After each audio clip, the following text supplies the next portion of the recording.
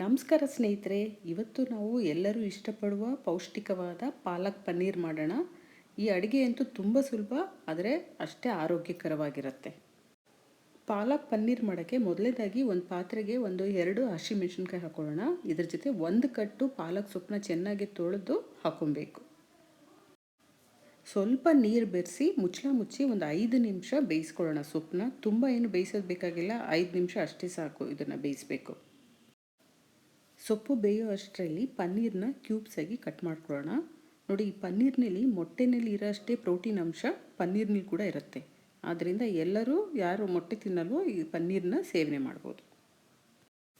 ಪಾಲಕ್ ಪನ್ನೀರ್ಗೆ ಈ ಥರ ಸ್ವಲ್ಪ ದಪ್ಪ ದಪ್ಪವಾಗಿಯೇ ಪನ್ನೀರನ್ನ ಕ್ಯೂಬ್ಸಾಗಿ ಕಟ್ ಮಾಡ್ಕೊಬೇಕು. ಕಟ್ ಮಾಡಿರೋಂಥ ಪನ್ನೀರ್ಗೆ ಒಂದು 1/4 ಸ್ಪೂನಷ್ಟು ಕಾರ್ನ್ಫ್ಲವರ್ ಹಾಕೊಳ್ಳಿ. ಈ ಥರ ಹಾಕೊಳ್ಳೋದ್ರಿಂದ ಪನ್ನೀರು ಒಂಥರ ಮೆತ್ತಗಾಗಲ್ಲ, ಒಂಥರ ಅಂಟಾಗಲ್ಲ. ಹಂಗೆ ಟಾಸ್ ಮಾಡಬೇಕಾಗತ್ತೆ. ಇಷ್ಟೊತ್ತಿಗಾಗಲೇ ಸೊಪ್ಪು ಕೂಡ ಚೆನ್ನಾಗಿ ಬೆಂದಿರುತ್ತೆ. ನೋಡಿ, ಇವಾಗ ಇಷ್ಟು ಸಾಕು. ನಾವು ಒಂದು 4ರಿಂದ 5 ನಿಮಿಷ ಬೇಯಿಸಿದ್ದೀವಿ. ತುಂಬಾ ಬೇಯಿಸಬಾರ್ದು. ಮೊದಲೇ ಹೇಳ್ದಂಗೆ ಒಂದು ಪಾತ್ರೆಗೆ ಎತ್ತಿಟ್ಕೊಳ್ಳೋಣ. ಈ ಸೊಪ್ಪು ತೆಗೆದ ತಕ್ಷಣ ನೀವು ಸ್ವಲ್ಪ ತಣ್ಣೀರು ಹಾಕಿದ್ರೆ ಆ ಟೆಕ್ಸ್ಚರ್ ಕಲರು ಹಾಗೆ ಇರುತ್ತೆ, ಗ್ರೀನ್ ಕಲರ್ ಆಗಿ ಪಾಲಕ್ಕು. ನೋಡಿ, ಆಮೇಲೆ ಸೊಪ್ಪು ಬೇಯಿಸಿರೋ ನೀರು ಕೂಡ ಆಚೆ ಏನು ಹಾಕೋದು ಬೇಕಾಗಿಲ್ಲ, ಮುಂದಕ್ಕೆ ಅದು ಬೇಕಾಗತ್ತೆ ನಮಗೆ. ಪಾಲಕ್ ಸೊಪ್ಪು ತಣ್ಣಗಾಗಿದ್ದ ನಂತರನೇ ನಾವು ಮಿಕ್ಸಿಗೆ ಹಾಕಿ ರುಬ್ಬಬೇಕು. ಇವಾಗ ನೀರು ಕೂಡ ಏನು ಬೆರೆಸೋದು ಬೇಕಾಗಿಲ್ಲ, ಹಾಗೇನೇ ರುಬ್ಕೊಳ್ಳಿ. ಒಂದು ಪ್ಯಾನ್ಗೆ 1-2 ಚಮಚ ತುಪ್ಪ ಬೆರೆಸ್ಬಿಟ್ಟು ಇದಕ್ಕೆ ನಾವು ಕಾರ್ನ್ಫ್ಲವರ್ ಮಿಶ್ರಿತ ಪನ್ನೀರ್ ಇದೆಯಲ್ಲ, ಕ್ಯೂಬ್ಸ್, ಅದನ್ನು ಹಾಕಿ 1ರಿಂದ 2 ನಿಮಿಷ ಈ ಥರ ಹಿಂಗೆ ಟಾಸ್ ಮಾಡಬೇಕು. ಜಾಸ್ತಿ ಏನು ಫ್ರೈ ಮಾಡೋದು ಬೇಡ. ತುಂಬ ಫ್ರೈ ಮಾಡಿದ್ರೆ ನಾರು ಥರ ಆಗೋಗ್ಬಿಡುತ್ತೆ ಪನ್ನೀರು. 1ರಿಂದ 2 ನಿಮಿಷ ಈ ಥರ ಫ್ರೈ ಮಾಡಿ ಸಾಕು.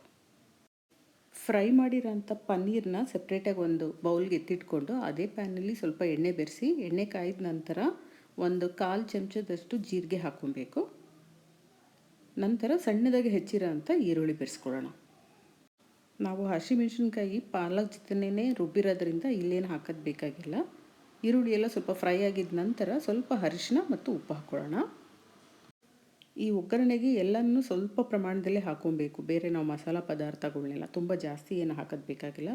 ಒಂದು ಸ್ವಲ್ಪ ಬೆಳ್ಳುಳ್ಳಿ ಮತ್ತು ಶುಂಠಿ ಪೇಸ್ಟ್ ಹಾಕ್ಕೊಳ್ಳಿ. ಇದರ ಜೊತೆ ಒಂಚೂರು ಅಚ್ಚಕಾರದ ಪುಡಿ, 1/4 ಟೀ ಸ್ಪೂನಷ್ಟು ಹಾಗೂ 1/4 ಟೀ ಸ್ಪೂನಷ್ಟು ಧನಿಯಾ ಪುಡಿ ಹಾಕ್ಕೊಳ್ಳೋಣ. ಎಲ್ಲ ಪದಾರ್ಥಗಳನ್ನ ಚೆನ್ನಾಗಿ ಬಾಡಿಸಿ ಮಸಾಲೆ ಎಲ್ಲ ಬೆಂದಾಗಿದ್ದ ನಂತರ ನಾವು ರುಬ್ಬಿಟ್ಕೊಂಡಿರೋಂಥ ಪಾಲಕ್ ಮಿಶ್ರಣನ ಇದಕ್ಕೆ ಸೇರಿಸ್ಕೊಳ್ಳೋಣ. ನೋಡಿ, ಆ ಪಾಲಕ್ ಸೊಪ್ಪು ಕಲರ್ ಗ್ರೀನಾಗಿ ಎಷ್ಟು ಚೆನ್ನಾಗಿದೆ. ಆದ್ದರಿಂದ ಆ ಸೊಪ್ಪು ಬೇಯಿಸಿದ ತಕ್ಷಣ ನಾವು ತಣ್ಣೀರಿನಲ್ಲಿ ಹಾಕಬೇಕು, ಇಲ್ಲಾಂದರೆ ಐಸ್ ಕ್ಯೂಬ್ ನೀರಿನಲ್ಲಿ ಹಾಕಿದ್ರೆ ಈ ಕಲರ್ ಏನೇ ಮೇಂಟೈನ್ ಮಾಡ್ಕೊಂಬರ್ಬೋದು. ಸೊಪ್ಪು ಬೇಯಿಸಿರೋಂಥ ನೀರನ್ನೇ ಇಲ್ವ ಸ್ವಲ್ಪ ಮಿಶ್ರಣ ಮಾಡ್ಕೊಳ್ಳೋಣ. ತುಂಬ ತೆಳುವಾಗೂ ಇರಬಾರ್ದು, ತುಂಬ ಗಟ್ಟಿಗೂ ಇರಬಾರ್ದು. ನೋಡಿ, ಈ ಕನ್ಸಿಸ್ಟೆನ್ಸಿ ಇದ್ದರೆ ಕರೆಕ್ಟಾಗಿರುತ್ತೆ.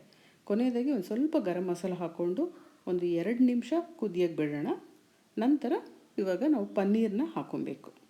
ಪನ್ನೀರ್ ಹಾಕಾದ್ಮೇಲೂ ಅಷ್ಟೇ 2 ನಿಮಿಷ ಸಾಕು, ಜಾಸ್ತಿ ಏನು ಬೇಯಿಸೋದು ಬೇಕಾಗಿಲ್ಲ. ನೋಡಿ, ಇದು ಲಾಸ್ಟ್ನಲ್ಲಿ ಆಪ್ಷನಲ್ಲು, ಹಾಲಿನ ಕೆನೆ ಹಾಕ್ಕೊಬೇಕು. ನೀವು ರೆಡಿಮೇಡಾಗಿ ಕ್ರೀಮ್ ತಂದು ಹಾಕ್ಕೊಂಡ್ರೂ ಪರವಾಗಿಲ್ಲ, ಆದರೆ ನಾವು ಯಾವಾಗಲೂ ಮನೇಲಿರೋದೇ ಹಾಲಿನ ಕೆನೆನೇ ಉಪಯೋಗಿಸ್ಕೊಳ್ತೀವಿ.